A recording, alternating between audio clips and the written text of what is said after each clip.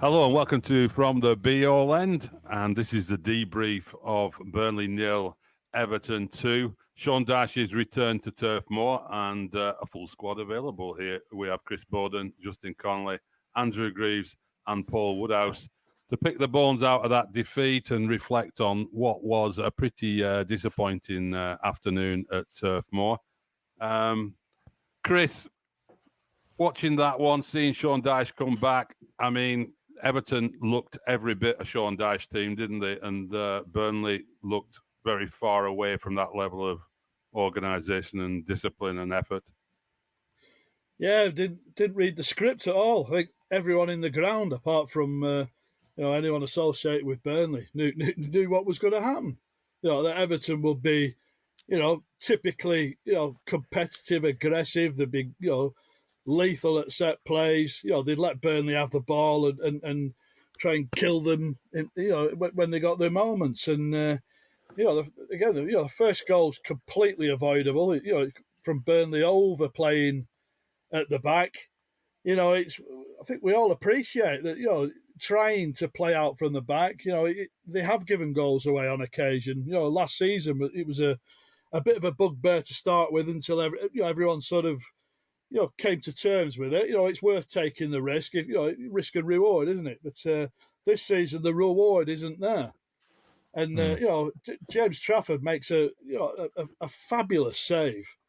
But then, again, you get both sides of James Trafford, from making arguably his best save of the season to then flapping all over the show and being weak from a corner kick. And, all of a sudden it's, you're up against it, and the second goal again. It's a set play that can he push it away further, Trafford, and Darragh O'Shea makes a pig's ear of it, and Michael Keane, who we know full well from his time at Burnley, is outstanding in both boxes when he gets his moment, and at 2-0 it's game over. But at no stage was there any sort of sense that Burnley were trailing. There was no urgency. There was no tempo. I think I said on Twitter, throw the kitchen sink at it. Have a go. But I find myself screaming. Me two lads were downstairs and they're, Daddy, what are you shouting at? I was just saying, just win a tackle. Win a tackle. At one stage, even Sander Berger, I really like. He jumps out of one second half and it's just basics. Do the basics before we start being, tiki-taka, arty-farty, pep football. We're just not good enough to play that way at the moment. Justin, you're nodding your head vigorously there. Yeah, well, I completely agree with it, with everything that Chris has just said. I thought that it was disappointing and depressing. Disappointing because I think after the sort of upturn in form that we've had, we're looking for evidence that we're not flattering to deceive, aren't we? We're looking for that sort of next step on where we start picking up points against teams like Everton. I think broadly speaking, they're probably on a similar level to the likes of West Ham and Brighton at the moment. That's where they'd be in the table if they didn't have this points deduction.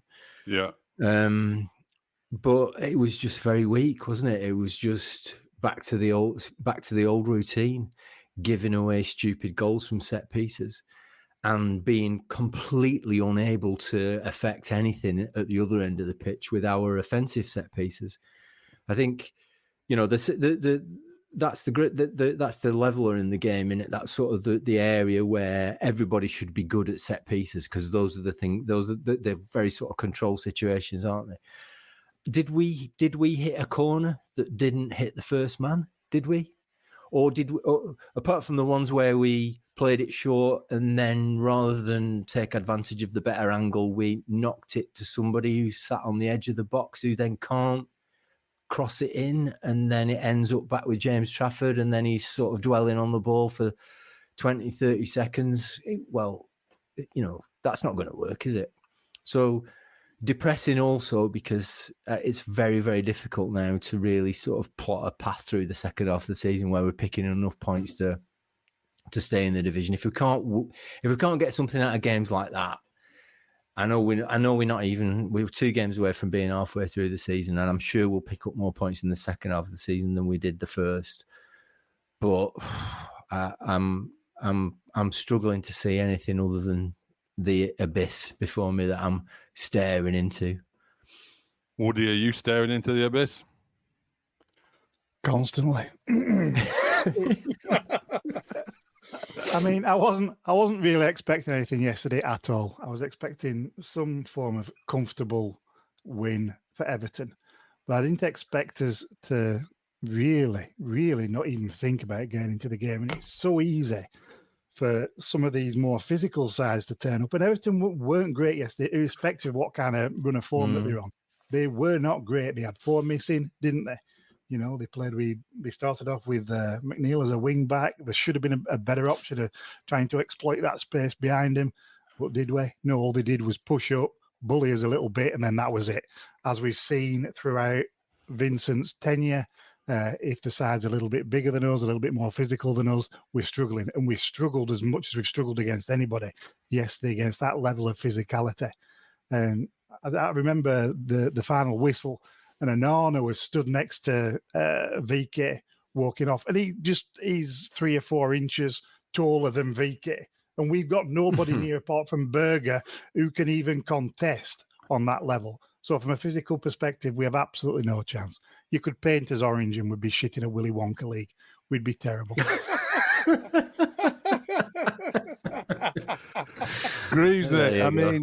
Greavesy, follow that. I mean, it wasn't good, was it? No, I mean, I actually thought the second half, we controlled the game fantastically, which would have been brilliant if we'd have been the team 2-0 up. Because if you'd have watched that, you'd have gone, genuinely. Yeah. We managed like we're 2-0 up.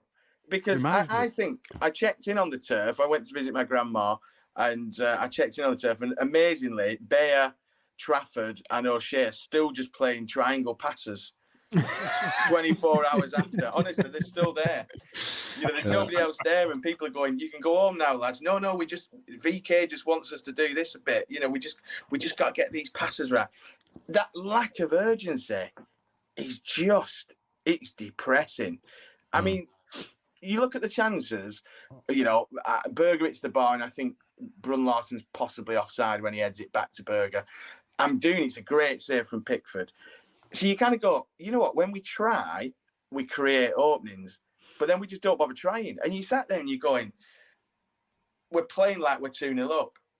Because that would have been the perfect game plan. If we'd have got ourselves ahead, you'd have gone, that's great. The most frustrating thing, and you use the word depressing, and it's the first time I've come off this season and gone, God, that's depressing. And Chris, like you said, 5 months of watching that shower is not really an appealing kind of, prospect. It's just that kind of, this is just like the West Ham game, just like the Palace game. We could have beaten Everton. We could have got something from that game. But it's that bringing the subs on as late as he did. You bring Benson on, and then all of a sudden you're ready 2 more subs after Benson. You think to yourself, just bring them all on together. They all came on 10, 15 minutes too late to affect the game. I mean, I saw some of the player ratings on Up the Clarets, and some brutal ones. Absolutely brutal. And, I thought Brun Larsen was probably the pick of a very, very bad bunch.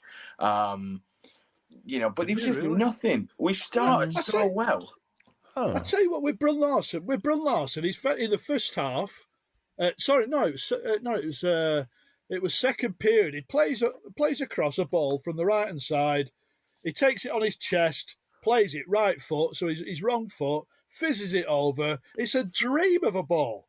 Whereas nobody has the desire or the heart or anything to go and attack it. I don't care if they don't get there. I bloody attack the thing. That's why we're crap at set plays, because there's nobody got the desire to go and put their body on the line and this is mine. You know, I say watching United, then you're watching the young lad Hoyland, and I don't want to pick on him, but he's a young lad. He hasn't got that in him yet to lead the line at United. And at Burnley, we're exactly the same. You know, putting the ball in the box, you know, the launching the ball up, and you've got Tarky there who looked like, well, he could have ragdolled any one of Burnley's players. Sheer physicality of it.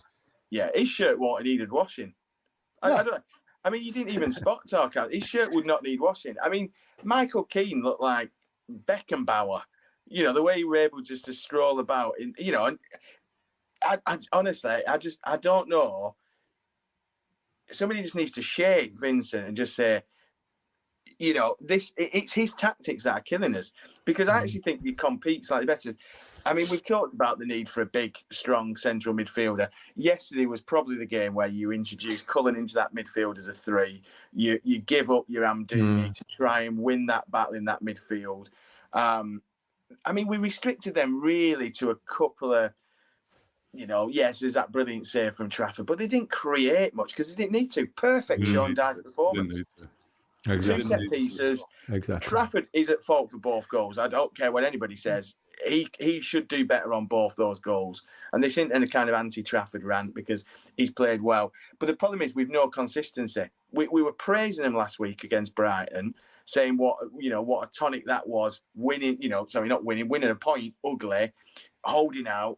And then this time we're 2-0 down before half time because we've crumbled like a, pack of cards again when anyone's bigger than us. I mean, Vitinho's marking Dominic Calvert-Lewin. You've got kind of Amdouni on Tarkowski. You're just thinking to yourself, you're not even setting. I mean, that set piece coach comes to edge at technical area whenever there's a set piece in either box, and you just think to yourself, Christ, what are we doing Monday to Friday? Because you think, all right, Brun Larsen's on corners now because Brownhill's shite on corners, never beats the first man, and then Brun Larsen don't beat the first man. I mean, somebody must be able to kick a ball further than that first man. It is a good question for you, which I sometimes think about. You know when sort of things are going badly, and the commentator on TV says, "Oh, the manager will be hoping we can just get to half time so we can get him in and sort it out." Have we ever had a game where half times come and things have changed dramatically after the break? Because I can't think of one. It doesn't seem like he gets them in and gives them a good bottle of Villa. You know what I mean? It's just the Villa game. Villa for about 10 minutes. Yeah. We came out with intensity, but against Everton, I thought we started really well. You kind of you're pinning them in. Right, this is good. This is what we want. Intensity. Yeah, first off.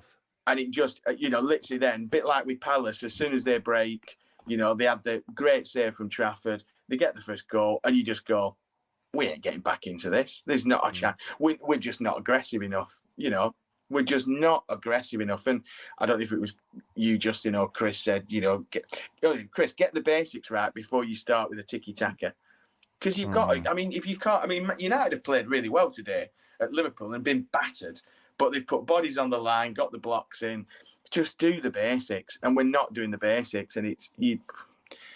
Well, we're not doing either, are we? We're not playing tiki-taka. We're not playing attractive. I mean, it was laughable watching some of the Sky discussion afterwards, and they're saying, "I think he's going to, Jamie Radknapp's going. I think he's going to have to adjust things a little bit, Vincent. There, he's got to work a little bit on." And you're like, he has adjusted things. We've all been watching it for 4 or 5 weeks, unlike Jamie Redknapp, and we've seen him adjust it. We're just not very good at what we've adjusted to. That's the problem. Like, we're not.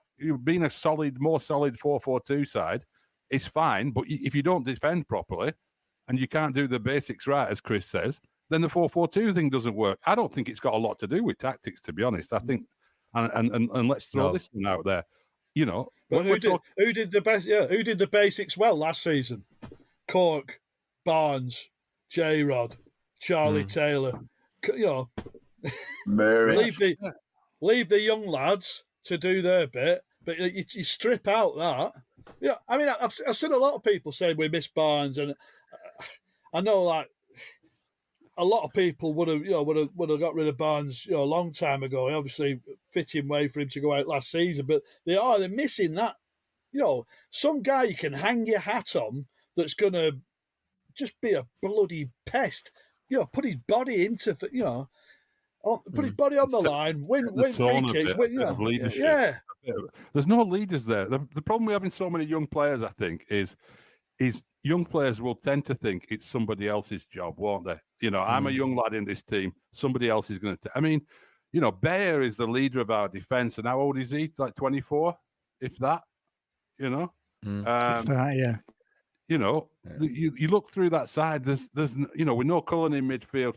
The old head in that team is Sander Berger, who's been with the club for 3 months. So, the question for me is therefore, is it really tactics? We've played two or three different ways of playing with the same effect. Is it really selection? Well, we've tried different players in different positions, and it hasn't really changed things radically. Ultimately, it's the recruitment, isn't it? Isn't that what it comes down to? I mean, if Jamie Redknapp, the one point he did make good was you look at every corner and you just think Everton are going to win it because they're a big, strong physical team. They've got lots of players over 6 foot, and Burnley don't. Yeah. Well, Vincent Kompany selected those players. A guy who was a centre half in the Premier League, who knows what it takes, has chosen those players to be out there and be in situations where they have to defend a free kick or a corner.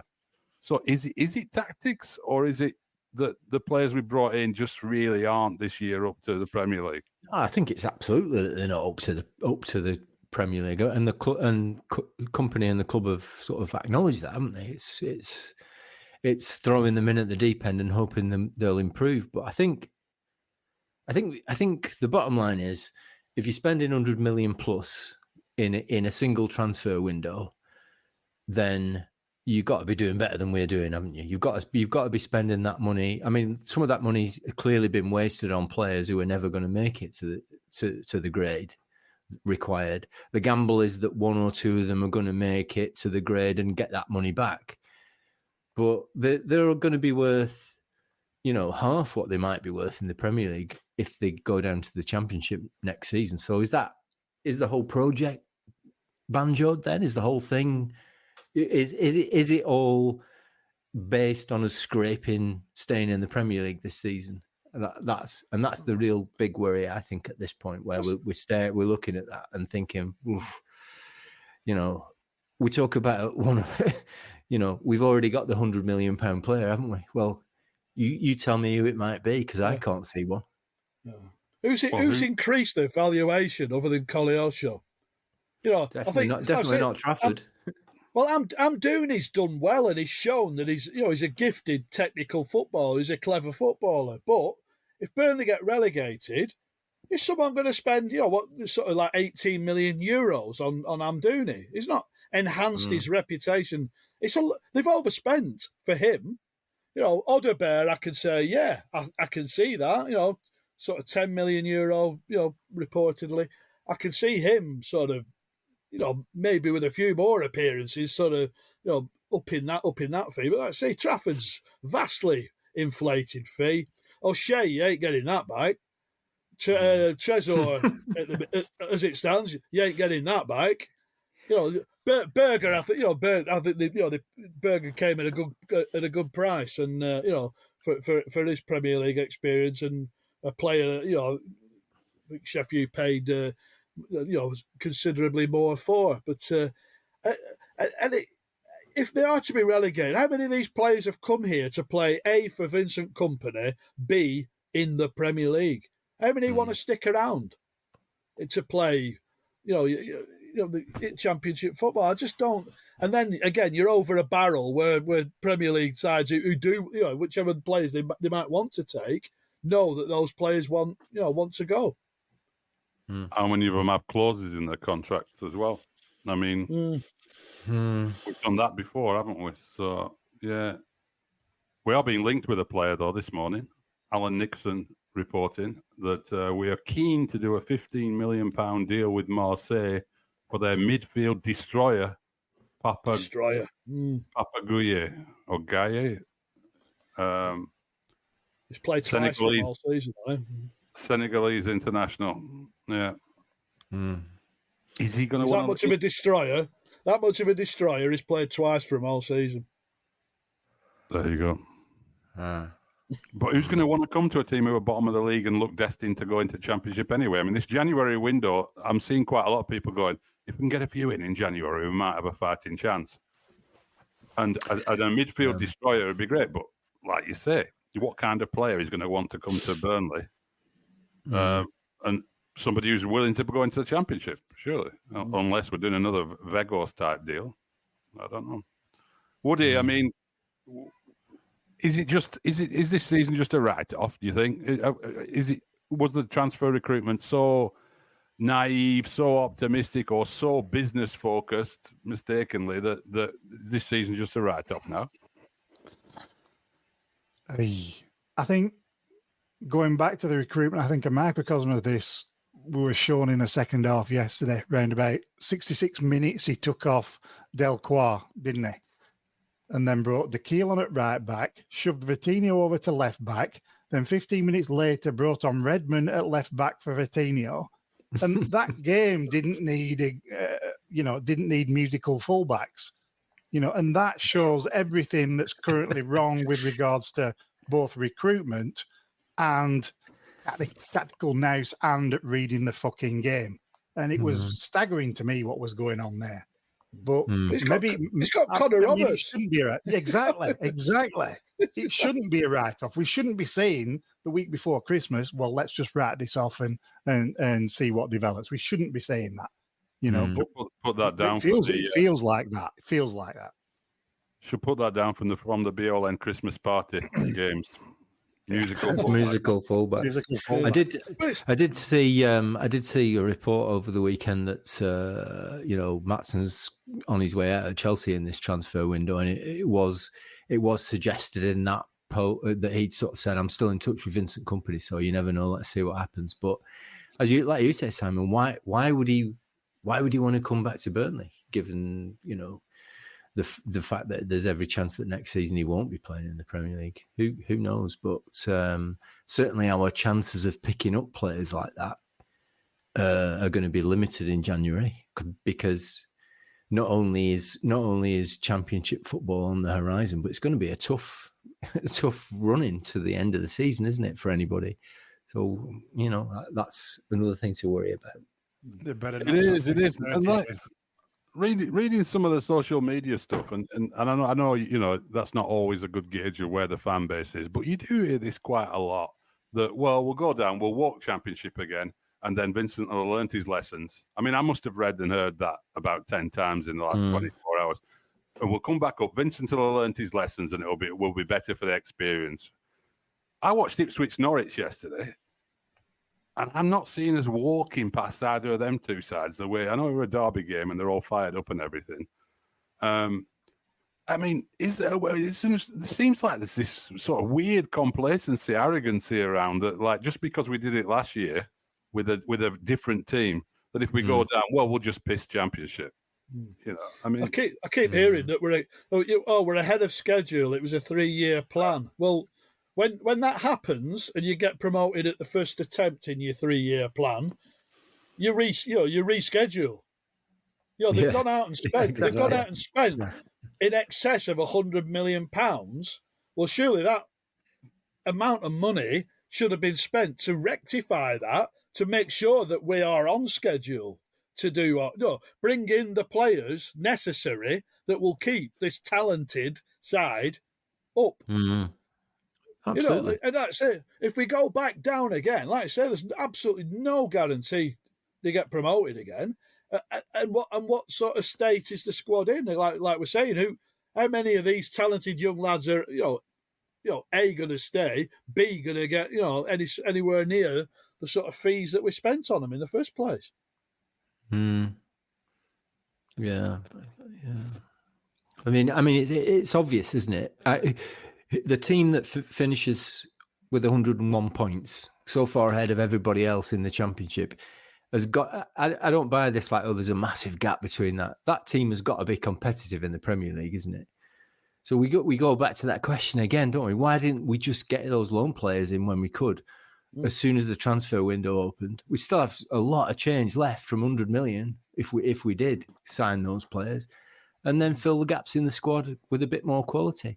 It's just like it's already seems like a busted flush. We played our hand, and the project is not working. I think they will be expected to be way ahead of where they are now. I think like Simon says, there's an arrogance about it that says, well, you know, it's going to come good, it's going to come good, it's going to come good, and it seemed like things were getting better, but that on Saturday was just it was just. We talked about, you know, 2 steps forward, 1 step back. That was about 4 or 5 steps back, wasn't it, to where we were before? And I just sort of think, well, but what do you do now? What's the next stage in this? Do we just keep ploughing on with it? Because what's not going to happen is they're not going to sack Company, nor should they. We're not going to spend a lot of money in January to try and put this right, because like everyone's saying now, we're not going to attract those players now, are we? We're not going to be able to say to those players who we need, things are going to get better. Things are, you know, we're going to be playing in the Premier League next season. So where do we go from this? Do we just keep ploughing on and just see what happens, or a big change is needed? What do we do? I think the big problem is this, and I said this morning at football. I said, when does somebody step in? And this is part of the problem. We'll come on to the off the field kind of stuff, but. And I think we've touched on this before. There's nobody at that club who knows how to run a football club, and that is becoming increasingly even more obvious than it ever has been. I mean, I think, you know, somebody said, you know, before, it's becoming increasingly like that football club is some kind of weird country club for ALK and their mates to kind of, you know, have this wonderful hospitality, Premier League football, etc., etc. But we know that Alan Pace is so in awe of Vincent Kompany that he ain't challenging him. There's no challenge there, and we've said this before. And Simon, you've you know, posed the question: does he need an experienced head as an assistant who will pull him to one side and say, "Look, this is shite. We need to change stuff." And this is the problem, you know. And I said this morning: when does somebody challenge Kompany on his stubbornness to not, you know, to change things wholesale and admit that, you know what, actually having a Jack Cork, I know Jack's injured, but, you know, Redmond, we've got a ready-made Premier League player who's still only 29, I think, on the bench, who could add that experience, who could, you know, be that person who goes, look, lads, you know, you've never been in this position before. I will have had them moments with Southampton. You know, this is what we need to do. We need to dig deep here and there. But just to get bullied at every single set piece, to be rubbish when we get the ball up at the other end in set pieces, to not, and I think, Chris, you said about Berger, you know, pulling out of that challenge. I mean, that is the unforgivable. You know, you cannot be pulling out of challenges when you play for Burnley Football Club. I mean, you can't be pulling out of challenge when you play for anybody. I don't really give a stuff about anybody else. But there's a whole kind of weird kind of malaise, I think, within the football club. And ultimately, because we've got people who do not know how to run a fucking football club. As simple as that. It is just, at every single level, we've got patsies who are just not up to the job, who are incompetent, who don't have the experience. I mean, the fan experience guy, Russell Ball, is a bloody estate agent, for Christ's sake. I mean, what he knows about fan experience as an estate agent, you know, who often rank lower than us guys as journalists on the most trusted list, I should say, as well. Slightly above politicians, but definitely below journalists. You know, everything about it. You know, you think about that backbone. We talked about the on-the-field backbone. The off-the-field backbone of that football club, completely gone. You know, people who don't know how to run a football club, people who don't know what they're doing, and that has crept onto the pitch because there's nobody there willing to challenge Vincent about the summer recruitment, about what he's going to do to put it right. You know, Chris keeps saying on the WhatsApp group, and Simon, where's the jeopardy? There's no jeopardy. Everything's going unchallenged. You know, it's all just, we get a chance. Don't forget, stopping goals going in is the easiest job. Yeah. You know, the Man City game is the worst we'll play all season. Yeah. It's nothing. There's nothing to analyse. Yesterday's. God grief! Yeah, but it's just a difference in both boxes. Well, it's not. It's all. No. It's a difference in the bit between our box and the king. centre line, the halfway line, when we're playing these little passes and we're faffing about with it. Bear loses, doesn't even know where the ball is at one point. Trafford's dawdling so much he gets challenged at one point.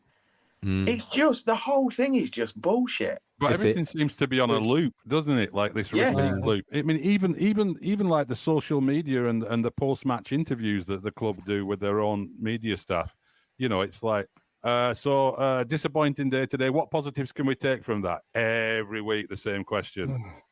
Vincent, what are your emotions? He even bit a little bit yesterday and said, you don't need to ask me about my emotions, Yeah. He must be sick of those questions. But don't forget, on Tuesday, we'll have a couple of training pictures with continuing to strive. We go again. We go again. I mean, it's just working towards Fulham. I say everyone's prism of the Premier League experience is different. You get those who, like say, Sean's first season in the Premier League, who everyone expected that team to go down because it wasn't good enough, and they spent 10 million quid. They spent more on the training ground, and it was expected to go down. That was people are saying, "Oh, Sean got a chance." Well, yeah, Sean got a chance because he bought Lucas Jutkiewicz and Marvin Sordell and Matty Taylor and Stephen Reed. They weren't good enough, and he had a right good go, and they stayed in it until 2-3 games to go, sort of thing, with a plan that I'm building the infrastructure and we're going to come back stronger, and they win the league. And they go again. But, you get into Europe, and does that change people's prism? Is that the ceiling? Can we break that ceiling? And, ever since then, maybe I'm judging Vincent harshly, and I'm judging him because of the amount of money he spent in the summer. And I'm not looking at, the overall plan and this bedding in young lads with a view to making, vast sums in the future. But if you spend that amount of money and the return is so tepid on the pitch, it's anemic. I genuinely don't know. If you're a season ticket holder and you've got another 5 months of this, it's just soul destroying. And what does that do when you go down in that shape? When you've gone down with a whimper. Again, Burnley weren't good enough 2 years ago, but at least they took it to the last bloody game. They were crap, and they took it to the last game. But this season they'll be done and dusted in February or something at this rate. Yeah, it does feel like that. I mean, I can tell that Greaves is itching to get onto some off the field issues. Before we do go there, though, let's just acknowledge the fact it was, as we talked about in Friday's pod, a bit of an occasion. Sean Dyche coming back. Looked a great reception on television. You could hear the chants, "You'll always be a Claret." The whole ground applauding him as he came out. It seemed very good. One thing in the Sunday Times, though, this morning, in their match report, just mentioned this. I'm going to read from it very briefly. Alan Pace, the Burnley chairman, failed to mention Everton manager Sean Dyche in his pre-match programme notes, although his former manager wasted little time in reminding him of his talents. It was certainly questionable etiquette that while opposite number Vincent Kompany paid tribute to his predecessor's decade at Turf Moor, Pace chose not to make any reference to the man he sacked in April 2022 after 425 games, 2 promotions and a foray into Europe. Woody, is that bad form, do you think, or are they making a mountain out of molehills with programme notes? No, you can read quite a bit into that, can't you? That means there's been a little bit of a falling out. It's a very un-American thing to do. Is that they're very good at bullshitting and glossing over and being quite nice. It's the least that they can do, and obviously it's almost making a point, not saying anything about Dyche and his tenure, which, it's a rum do. Is that there's something a little bit off? Dig into it. You think so, or is it just that Alan Pace also maybe needs someone next to him to have a word and remind him of stuff? I mean, I'm sure there's one or two. I'm sure Bobby Ball or whatever his name is can at least point out that he should be saying something a little bit more kind to a guy who was there for 10 years that he shit canned. So it's not a difficult thing to work out. They're not big fans of history, though, are they? They're not big fans. I mean, they took down all the ex-player pictures. I almost get the feeling that it's kind of like that was then ground zero, started with Vincent, you know, and LED screens, and you know that's very undice like, and it's, you know, that's in the past. We don't have time for the past. Forget that. You know, I'm appalled that he didn't make referee. I don't bother buying a program these days because they always just get wet and creased, don't they? But I'm just appalled that somebody didn't advise him in his media team. When, I mean, let's be honest, he doesn't sit there and write it himself, does he? Let's be honest, we've all probably ghost-written columns and things for newspapers. But, I mean, I just find it amazing, you know, from all the stuff that Vincent had done beforehand, talking about, you know, Sean's tenure. It's a shoddy way to treat somebody like that. It really is. But Dyche had the last laugh, you know. He knew he knew he were going to come away from here with a 4th straight win, you know, for Everton, not conceding a goal and probably notching 2. He could, you know, I know betting in football is not allowed, but he could have put his bloody mortgage on them coming here and beating us 2-0 and, you know, gone away quite a rich and happy man, even richer than he were when he left, when Pace potted him. I thought he handled it all very well in his interviews. You know, exactly as you'd expect from Dyche, to be fair. Superb. Justin, I mean, inside the ground, it seemed like, I'm watching on TV, it seemed like a warm reception. What was it like? Yeah, I mean, the one problem with that was, as he walked out, the overexcited stadium announcer was sort of giving the teams out, and the sort of, I mean, I didn't hear people chanting, "You'll always be a Claret." I mean, he got a very, very warm reception. I think he acknowledged it. You know, we were on our feet applauding him when he came out, and he was applauding us back. But that sort of team announcement sort of they seem to have tried to sort of up the atmosphere by turning that guy's voice up a little bit, because I couldn't hear much else. And I don't know whether that had been done on purpose or not.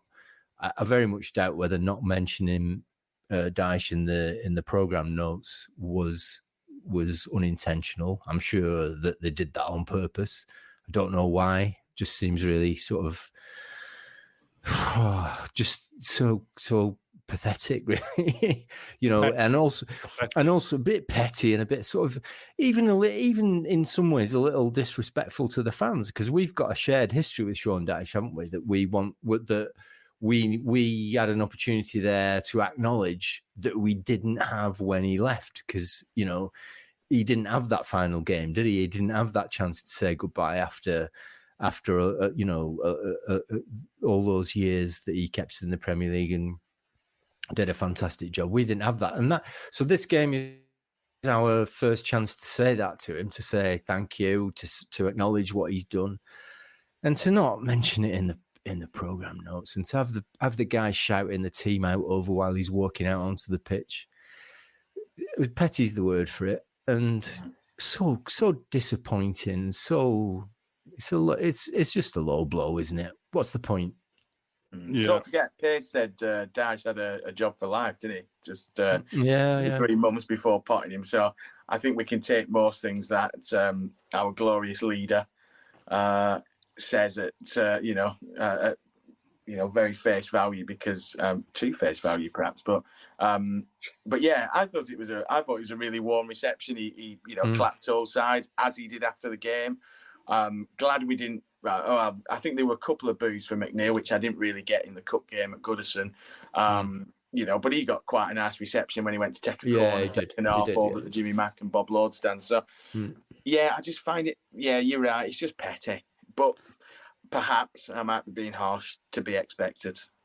Yeah, I mean, you'll always be a Claret's a good chant. I like that chant, because you've to have earned that chant, haven't you? Actually, most chants are like meaningless, just silliness, aren't they, really? But that chant means something, really. I think to somebody to be a Claret, you know, and to be in that category, you could spend an afternoon chatting about which of our former players do you consider to be a Claret, that they did enough to earn that sort of name, really. And there's absolutely no doubt that Sean Dyche did, and Tarkowski, and probably Michael Keane and Dwight McNeil too. who I thought had a good game. Actually, I think he looked a bit stronger, didn't he? He looked a bit, a bit more physical, that physicality about him. But I don't think Alan Pace has got. Yeah, I don't think Alan Pace has got to the "you will always be a Claret" stage yet, has he? I thought you were going to say Alan Pace ain't got any physicality, and that's probably also true. But apparently, I think Sean was saying that they'd met at Crow Wood, and Sean had sort of said, shook his hand and said, everything all right, sort of thing. But it's, like I say, it's just petty. It's an easy win.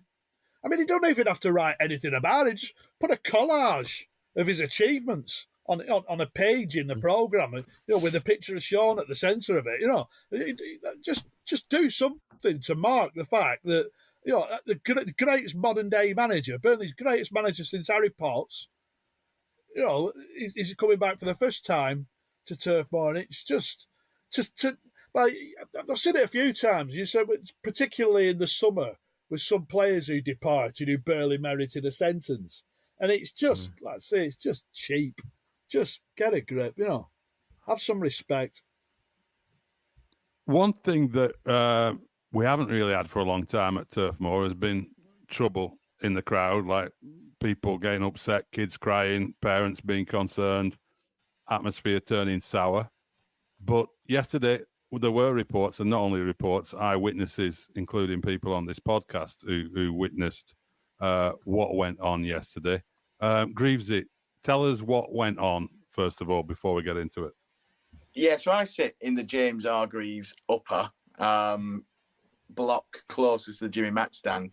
And every single game this season, the row behind us has been populated by either American corporate guests. So we've had, I can't remember which game it was. I think it was the second home game. We had a group of people who were over on a Mormon mission, very, very polite, looking forward to it. I think they were also going to a Preston North End game. Or we've had away fans and we've had United fans, and they were getting a little bit gobby, and, it caused one of our party just to say, come on, lads, you're in an home end here, sit on your hands. And they disappeared back into corporate at half-time and never re-emerged. Yesterday, we had some Everton fans who were, quite boisterous, chanting, Premier League's corrupt and the Everton songs, joining in with those in the cricket field. And then when they scored, it just kicked off. It just went off. Now, prior to that, somebody from a couple of rows in front of us did go down and have a word with a steward. And to be fair to the steward, I mean, this lad was probably early 20s at best. Wouldn't have fought his way out of a wet paper bag, but it's not his job. He's, as somebody said on Twitter, he's there to direct traffic, essentially. He's there to show people to the seats, show people where the toilets are. He's not security as such. He's here to help. That's what he says on the back of his fluorescent jacket.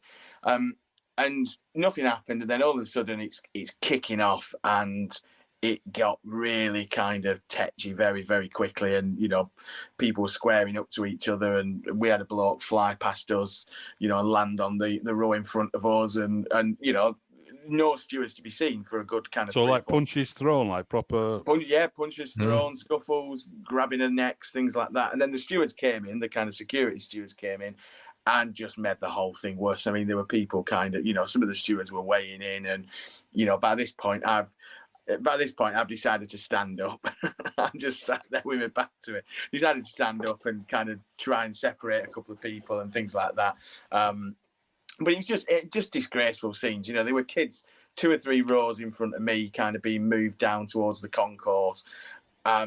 It took probably 10, 15 minutes to kind of get the situation under control, by which point Russell Ball, Bobby Ball, as is so eloquently referred to by Woody, turned up and basically, was kind of hiding in the stairwell, kind of just keeping an eye watching things. By this point, everybody had gone. All the Everton fans had gone.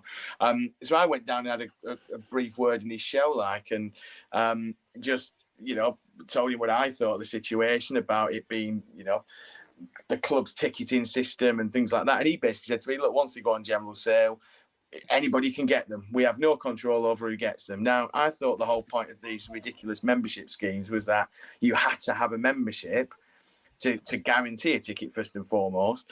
But the whole thing's just a shambles. It just kind of it feeds into what I said earlier, that they've got people who are just not up to the job running things. I mean, the fan experience this season has been, dreadful on every single level, from the ridiculous decision to kind of talk about bringing a drummer in to then disappearing that idea, from flags to the catering offering and the catering issues we had. I mean, I don't know what Russell Ball does Monday to Friday. We were talking about set pieces. Maybe Russell Ball's in charge of set pieces because it's about his competence level. Because, he was like a rabbit in the headlights when I went down to speak to him. He had no idea. He said, well, we struggled to get security and police here because we were dealing with things in 5 different areas of the ground. And you just kind of going, this is people, and they were mostly corporate, who are paying a premium to have, street food in the Jimmy Mac stand, and then are being brought into the James Hargreaves Upper to be seated. We're recording this at 7:30 UK time on Sunday. Still no acknowledgement from the club, despite me kind of calling them out and lots of people kind of giving their opinions of it. And inviting Russell Ball onto the podcast. I do fear now being referred to as Bobby Ball might end any hope of getting him on. But no acknowledgement. You're welcome. Acknowledgement whatsoever that there was even crowd trouble and that there'd been an investigation underway. Yet, we had, when the pies were cold, we had full acknowledgement that a full and proper investigation was underway. So, yeah, just disgraceful scene. I mean, kids were crying and screaming. It was, and you've got to blame the people that, it's not that it's a club's ticketing policy, but I mean, some of the people who are getting involved, you think to yourself, you're going to give yourself a bloody heart attack. Calm down, lads. But not good, really not good. I mean, you shouldn't be going into a football match in the home stands and feeling like that when you take your kids on. Justin, you saw some of it as well, yeah? Yeah, but I'm a little close to the halfway line, so it was sort of behind me and to my left. It was just a massive distraction from the game for me. Everybody to my left was sort of stood up, looking towards the back of the stand, trying to see what was going on.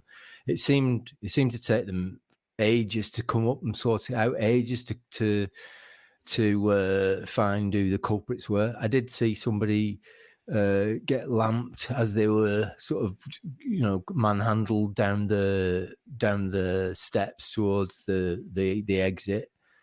It's quite a good shot as well. Although the Everton fan who was on the receiving end of it did manage to stay on his feet somehow, so kudos for that. I just think it's just ridiculous, the idea that you can buy a ticket for the game and legitimately, through legitimate means, and be sat in the middle of the home end as an away supporter seems like a recipe for disaster to me. What are they thinking? I don't ever remember seeing that in the past. I was on with my son, and we were both saying, it must be somebody who's got a ticket off a tout or off one of these Facebook groups or something like that, because it's just asking for trouble, isn't it? And football's worked so hard to eradicate this kind of thing. The very idea that the club would sanction the sale of tickets to away fans.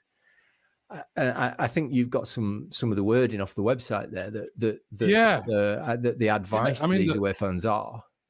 It's more than sanctioning it. They're actually marketing these tickets to away fans, because there's explanation there. There's no attempt to suggest these are just for Burnley fans. I'm looking at it now. So this is a company called Seat Unique, who are an official partner of the club. They're on the website listed with various other companies, and they're offering tickets. I'm looking for the Arsenal game in February here, and you can go in the Jimmy Mac for 200 quid, 1882 lounge for 359 quid, and they go all the way up to match ball sponsor you can get as well. So, if any Arsenal fan wants to sponsor our match ball, they can do so for 999 quid plus VAT. But the Jimmy Mac North Stand hospitality included, 2-course all-you-can-eat street food buffet, relaxed seating within the lounge. And it goes into great detail about the lounge, which we'll get onto in a minute. But actually, here's the crucial bit, though. Paid bar, so it's not including free booze, but it does have street food and tea and coffee. And then they take you to your seat. And it says, our hospitality lounges will mainly be made up of home fans. If you're a supporter of the away side, then we ask that you are respectful of this and act discreetly in the support of your team. Colours, wearing of football shirts, are not permitted in our lounge, and anyone wearing colours or negatively affecting the experience of other guests may be asked to leave the stadium. So they're basically, if you're an away fan and you're desperate for a ticket, you read that and you go, oh, we can go in. I mean, we can't wear shirts, but you can go in. Mm. Yeah, well, that's just a disgrace, isn't it? I mean, what the scenes that Greasy described with kids being upset and families having to move away from the trouble, and that shouldn't be happening in a football ground in the Premier League in 2023. And the fact that it's the actions of the club that has allowed that situation to develop. It's a disgrace, isn't it? They need to address that. They need to talk about it, and they need to do something about it. Yeah, I mean, Chris, Turf Moor's always been segregated for a long, long time. This is quite a new development, really, isn't it? That the club is like saying, okay, even though most of us on the outside, I mean, I was looking at this season thinking, when can I go home? And I'm hearing that every game's pretty much sold out. Obviously aren't, if they're moving these tickets around, these high-value tickets. I mean, what do you make of it? Yeah, I'm in the same boat. Yeah, I've not got a season ticket, and all the tickets for the individual home games flew out as well. But actually, I've never known. We've all been an away fan in a home end and done the decent thing and just tried to keep you cool, if the result's gone in your favour. But it's not too much to ask, is it? Really, you're welcoming trouble onto yourself if you behave any differently. But I've never known it happen at Burnley. It seems to be a phenomenon purely this season because of how the ticket situation has been handled. I mean, quite why they had to sell all the tickets up front unless they needed cash for something, for boosting Vincent's summer transfer spend. I don't know, but it's no, it needs sorting out. You can't be. Some of those kids there will be probably like, if mum and dad say, "Oh, you want to come to the turf on Saturday?" and they'll be like, "No, I don't. I'm absolutely terrified." Last time I went, I'd rather not. Which is absolutely, it's just heartbreaking, isn't it? It's terrible. Woody, if we make a trip back home and we decide to go on, the good news is though that as well as, I quote, a 2-course all-you-can-eat street food buffet with a mouth-watering array of options, ensuring you're well-fueled for the game, there's even more, right? So this just might tempt you to get your dollars out and fly over. You can stay informed with match day programs and team sheets, which add an extra layer of engagement to your experience. Do you think you'll be able to cope with that extra layer of engagement? I think I need that extra layer of engagement at the minute. But I don't think it's a problem that's just particular to Burnley. There's an article in The Athletic from October that's been talking over the past couple of seasons, and its main point is, as the Premier League turns from being a domestic league into more of a global league, that demand for those tickets is increasing across the board. And so we're seeing this issue. It's obviously new to Burnley because we haven't seen this quite a demand as we are doing currently. But all other clubs are seeing similar issues where these away supporters are coming in and causing trouble, etc. So I think it's as much a Premier League problem, an all-encompassing football problem, than it is just a Burnley problem. But it needs sorting, obviously. There was a big problem at United, wasn't there, recently? Was it the Galatasaray home game in the Champions League? And it infuriating United fans. It's never happened before, and it's, how do you react? People are going to get upset if you're being goaded by an away fan whose team are enjoying a bit of success on the pitch to your detriment. It's just this nature, isn't it? Reminds me a bit of, I remember going to Ewood Park when I was about 15 or 16, and played Saturday morning under 15s football. And about 6 of us decided to go to Ewood. We'd been knocked out at FA Cup in first or second round, as it was in those days. And it was Rovers against Palace. And we went in the enclosure, which was those enclosures were sort of where you could get away with it a little bit, but it often would kick off, wouldn't it? The little enclosures underneath the stands. Sort of semi-neutral territory a bit. But we went in there watching Palace play Rovers. We really had nothing better to do in our youth, did we? And Palace equalised with about 5 minutes to go, if I recall correctly. And I think we sort of might have given off some body language. We didn't have the full biffs and celebrate, but I think our body language gave off that we were quite pleased that Palace had scored. We certainly didn't react like the Rovers fans around us. And as we're walking, and there's the stand above us, there's fans around us. You're going towards like one of those little entrances where everyone used to crowd into one little entrance, didn't they? We're going through, and there were a lad called Glenn Russell, whose nickname was Damage when he played cricket. He stood next to me, and some bloke shouts out, and he goes, "Bugger off back down to London. It's a long way home now, isn't it?" Right? And he goes, "Yeah, but it's not supported Burnley." We had to run for about 4. I think that's the first 5K I ever did in my life, actually. That's the best as well. It was not fun. I went to Ewood. Yeah, I went to Ewood one time as sat in the home end. They played West Ham in the Premier League. It was a Sunday, and I had a free ticket. Blah blah blah. But I think they ended up winning.